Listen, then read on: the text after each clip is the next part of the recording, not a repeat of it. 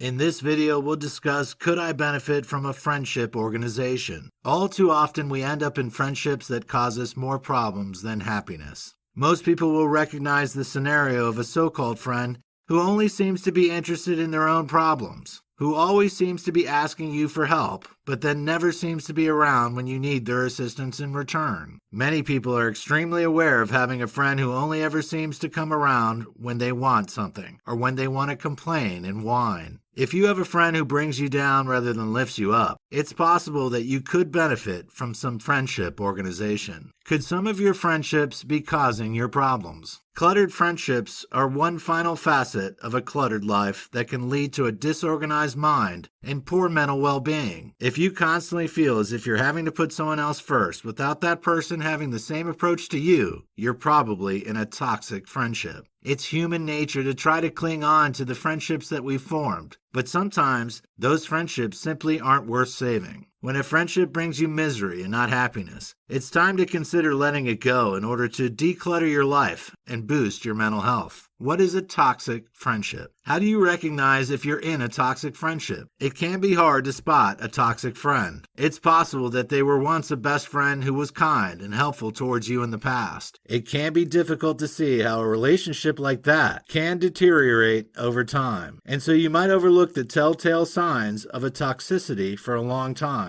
Often, jealousy is the root cause of a toxic friendship. Perhaps you got a better paid job, found a new partner, started a family, or lost weight. Your friend may find it hard to cope with their own feelings of inadequacy and may begin to put you down, treat you badly, or even blank you. Label your friendships for clarity. Labeling your friendships will bring you more clarity in your life. You can divide your friendships into two groups: drains or radiators. Does your friend bring warmth into your life and make you feel happy and good about yourself? If they do, that's great. They're a radiator. However, if they drain all the love, positivity, strength, and happiness from your life, it's a toxic friendship, and your so-called friend is a drain. Once you know which of your friends are drains, you can take action. You may be able to cut your toxic friend completely out of your life. If they are someone you only saw irregularly anyway, you can just stop texting, calling, and arranging meetups. You can delete them from your social media. Yes, you'll probably feel awkward and guilty, but it's for your own good. On the other hand, if it's someone that you're still going to see regularly, you may need to take a different course of action. You can hide them on social media, so you aren't subjected to their negativity on a daily basis. Unfollowing someone means that they won't be aware that you can't see their post, but you'll be free of the toxicity and back in control. Since you can't change a toxic friend's personality, you'll need to change how you react to them. Don't allow them to make you feel small or bad about yourself. Instead, tell yourself that your friend has the problem and that there's nothing wrong with you. It can be slow progress, but over time, you will gain back power and control. If it's possible, try to reduce the amount of time you spend with your toxic friend. If you're in the same place at the same time, try to form a buffer with other people. On the other hand, if this person constantly puts you down in front of others, just walk away from the group when she approaches, or reply with a non-aggressive, calm response that turns any snide comments back on the giver. We naturally want to gain praise and acceptance from the people in our lives, but if you have a toxic friend, you can end up feeling much worse about yourself. When you've been hurt in this way, try listing all the things you feel good about yourself for. Write them down and read the list whenever you feel this way.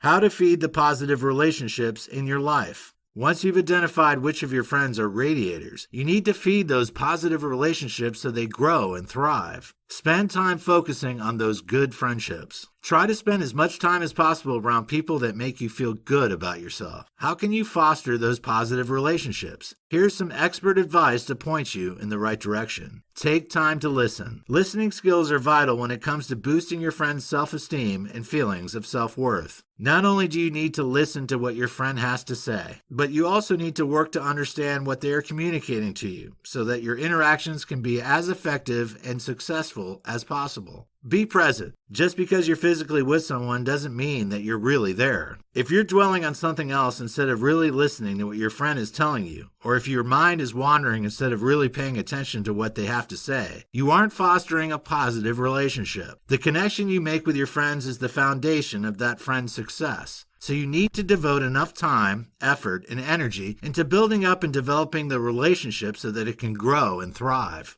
Give feedback and take it in return. Be prepared to offer advice, but also be willing to take it from your friend. This is a key part of a strong friendship. Be trusting. It takes courage to trust someone. However, whatever your baggage, it's important to remember that the more you trust in your friend, the more open you are to positivity.